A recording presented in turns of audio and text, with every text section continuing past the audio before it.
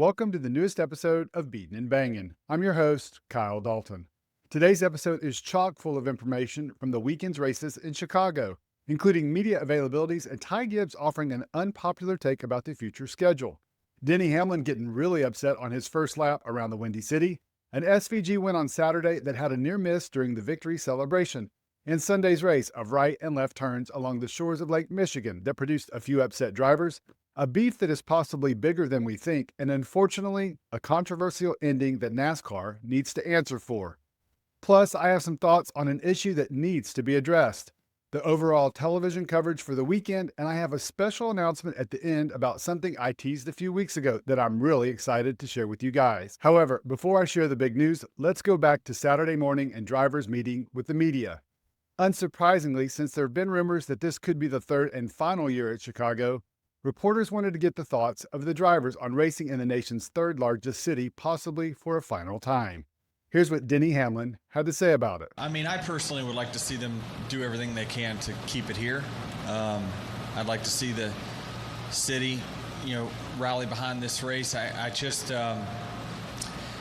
can just tell you that non-racing fans at the hotel I'm staying at are talking about the race. And so I think that it's certainly got some sort of economical impact to the city itself. We're certainly exposing some new fans to this.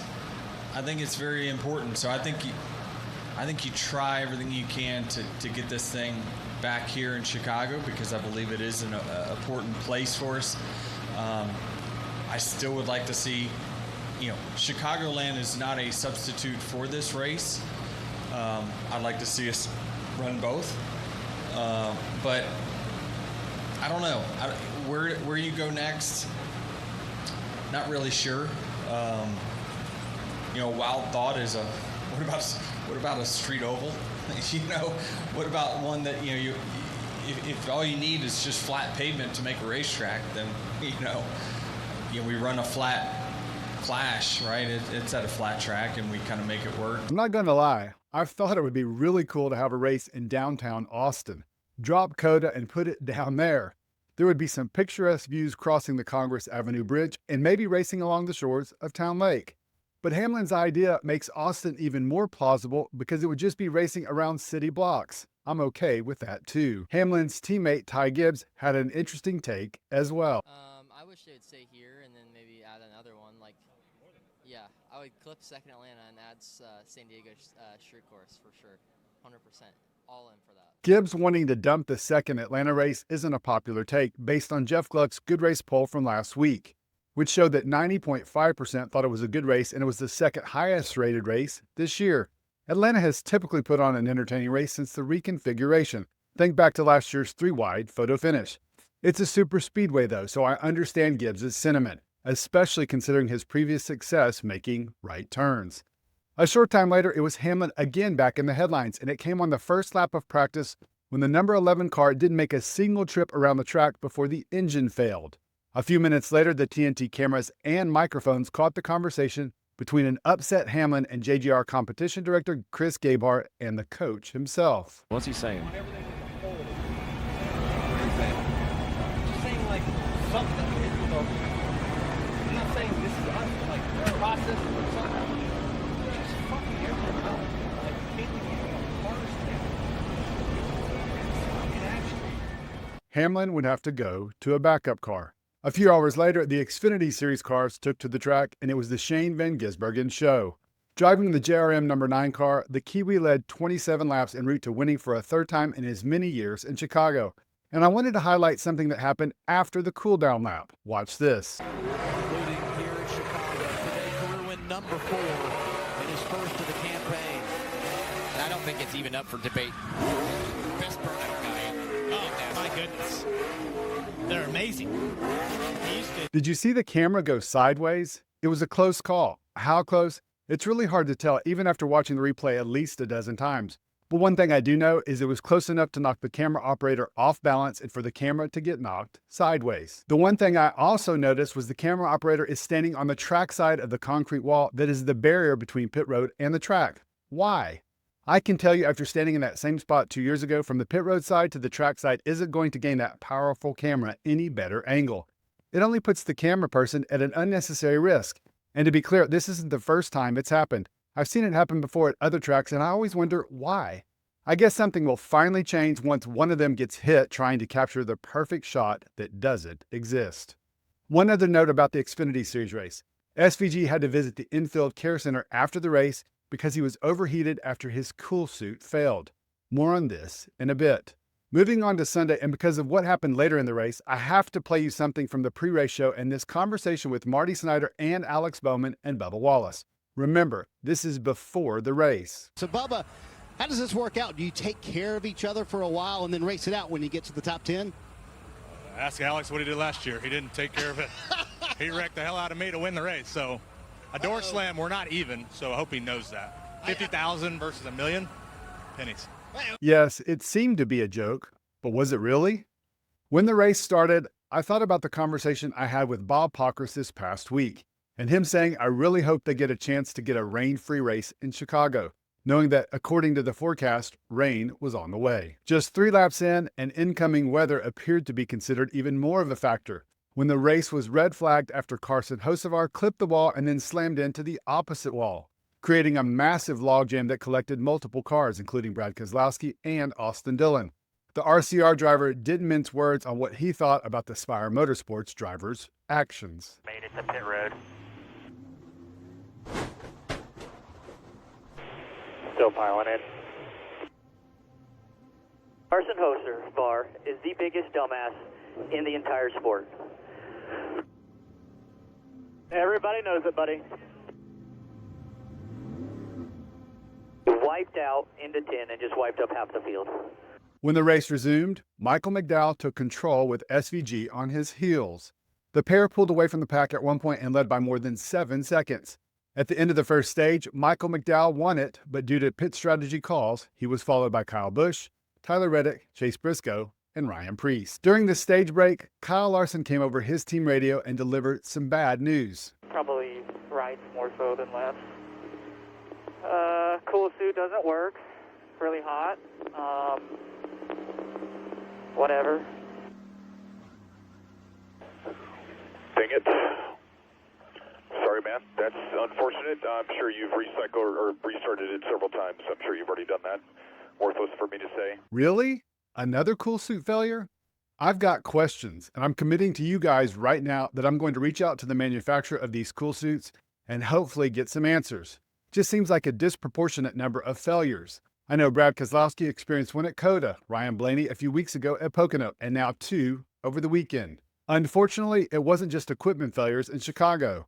NASCAR's officiating had some failures as well, and our first one came early in Stage 2 when Josh Berry got spun by Eric Jones, hit the wall, and then sat on the track for 2 minutes and 15 seconds before a caution came out.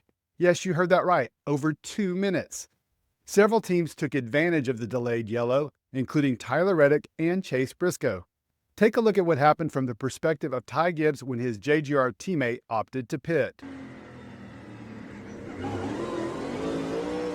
Gosh dang it. Pocket 19. All good. 1.5. Check the nose. Idiot. Yellow's out. Full course for the 21 sitting there. Switch is where you need and take care of your fuel. 19 fitted. Just jacked everybody up and I packed them. I know where to go. Yeah, I saw that. They should have threw that caution for that car an hour ago. That is absolutely ridiculous. So Gibbs wasn't happy with Briscoe, and then his new crew chief and JGR competition director Chris Gabehart called out NASCAR for the delayed call. During the subsequent pit stop, race leader Michael McDowell had a bizarre moment when his throttle stuck. Watch this.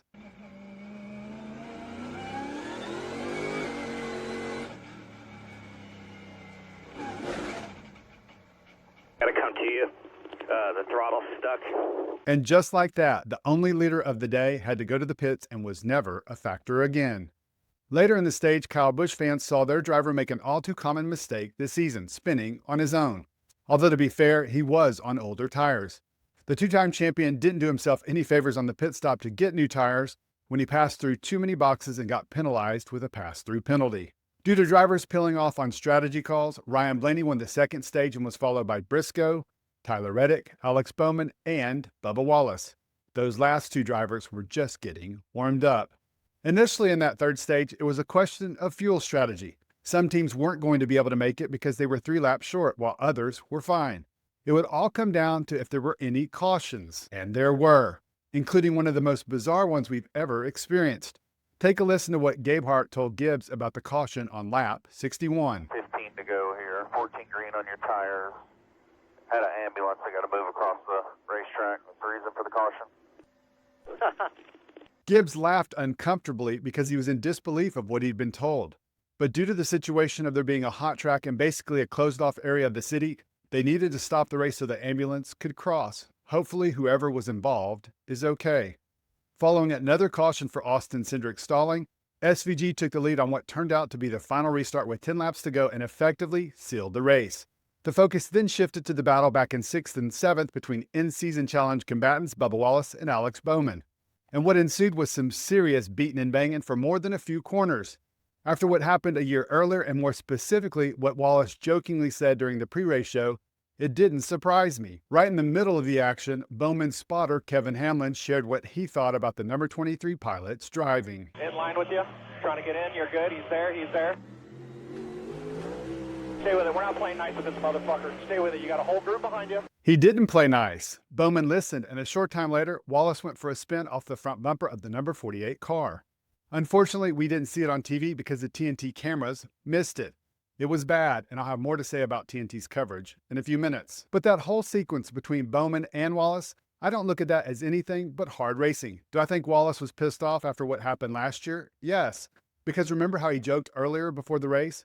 Well, that lines up with a theory that I was taught many years ago, how there is always some truth in a joke.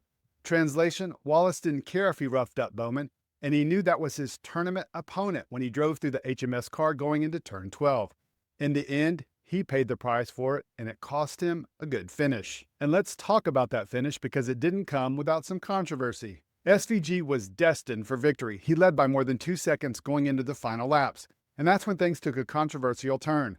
Cody Ware was running 18th on the second to last lap when he drove at 130 miles per hour down toward turn 6, blew his left front brake rotor, and violently slammed into the tire barrier, traveling at least 80 miles per hour, according to his in-car telemetry. Here's the painful transmission moments after it happened. Up a lot of corners I see on the TV, so you probably just got a flat spot on the left front. And we're in the tires. Need help? Are you okay? Need help. Yeah, he needs help because that was a nasty hit. So what did NASCAR do? 14 seconds later, SVG crossed the start-finish line to take the white flag. No caution.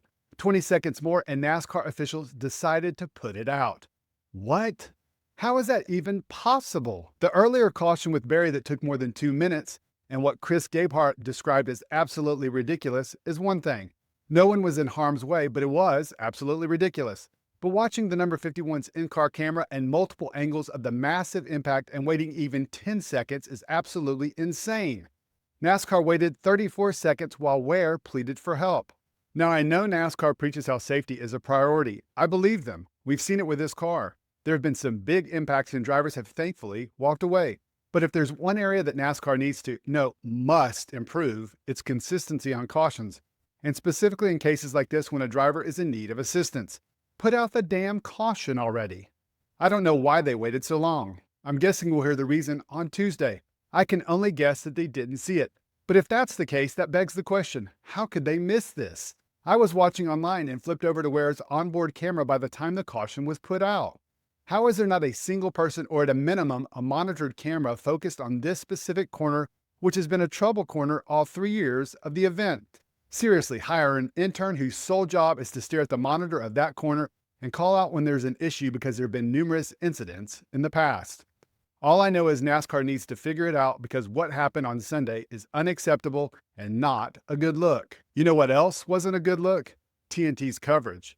And I'm not going to even compare it to Prime's coverage, That's because Primes was the best we've seen in years. But TNT, I can't believe I'm even going to say this, reminded me of Fox. Yes, it was that bad. There were multiple instances where the production and specifically the camera work was atrocious and missed the action. I'll just highlight one example, and that came late in the race when Bowman sent Wallace for a spin. We didn't see it for almost 5 seconds after it happened because we were watching the cars go by on a wall cam. You could actually see the beginnings of the accident as they came toward the camera, but then nothing. Finally, we saw the end result with the number 23 car pointed in the wrong direction. Now I'm going to cut TNT a break and say it wasn't a typical racetrack and they had a bad day, with the hopes that next week at Sonoma, we don't encounter the same shoddy, Fox-like camera work. And I want to wrap up with a quote from Ty Dillon. You know, last week as the number 32 seed, he beat the number 1 seed, Denny Hamlin, at Atlanta. After the race, he joked about knocking out the quote, the favorite driver. On Sunday, he was matched up with Brad Keselowski, and after advancing to the next round, he said this. Our Team and our Seabass Camaro. I knew in a basketball city, going up against Brad in a game of knockout, I was going to have a good chance. That's great. The reason Mamba Smith laughed so hard is because he knew Dillon was talking about Keselowski's basketball abilities, or lack thereof, which I've talked about before on the channel because it's just so funny. Good for Dillon. I like him leaning into this tournament, and I think it would be cool if he won the whole thing. That's the whole point of the tournament, is to create interesting storylines, and they've definitely done that. All right, and one last thing is what I talked about in the beginning, and it's the big announcement. My YouTube channel store is officially open for business. You may say, what's the big deal? Well, I'll tell you, I've been putting a lot of work into this over the last few months, pulling all of this together. There are numerous cool items I'm excited about that are in there now, but this is just the beginning. I will be adding more items on a regular basis, and I plan on many of those being inspired by you guys. Yes, I will be putting things in the store that you request, and I'll be getting your feedback through comments and polls. That's because I envision my channel in the future as a place you come to catch up on the latest NASCAR news and buy really cool NASCAR items for your man cave, game room, or even items you wear to the track. Basically, your one-stop shop for news and products. Go check it out, and you'll see that we have some familiar items that have been included in our Father's Day and Christmas gift guides in the past, including these awesome tracks you've seen on my wall. Plus, we have the Glance LED in there that I know some of you have asked about in the past. And we have these absolutely beautiful, high-quality panoramic prints for all the tracks. And then we have some awesome shirts of a variety of drivers. I'll say this, if you have a specific driver and shirt design you want included, put it in the comments and we'll make it happen. It's that simple. And you can see we have prints or wall art that you can display. Again, this is just the beginning. We'll be adding items on a regular basis in the future, and I'll definitely let you know about it. Plus, we'll also be giving away some of the items. For example, this week, I'm going to give away one 16x20 print of the Racer's Prayer. All you have to do is write Racer's Prayer in the comments, and you're eligible. I'll select a random winner and announce it in next Monday's video. All right, guys, that's a wrap on this week's episode. We covered a lot, and I want to hear what you think. First, let's talk about the drivers' comments, and I'm curious what you think about Chicago. Do you want it to stay, or are you ready for it to move on? Second, what do you think about cameraman getting so close to the celebratory burnouts? And finally, what did you think of Sunday's race, and these things in particular? The TNT coverage, Bowman and Bubba getting into it on the track, and of course, I have to hear what you thought about that last lap caution. And lastly, go check out the store and let me know what you think. And if you have any ideas, shoot them my way. I really want to hear from you guys on this store. Thanks again for checking out the latest episode and supporting the channel. I really and truly appreciate it and hope you have a great rest of your day.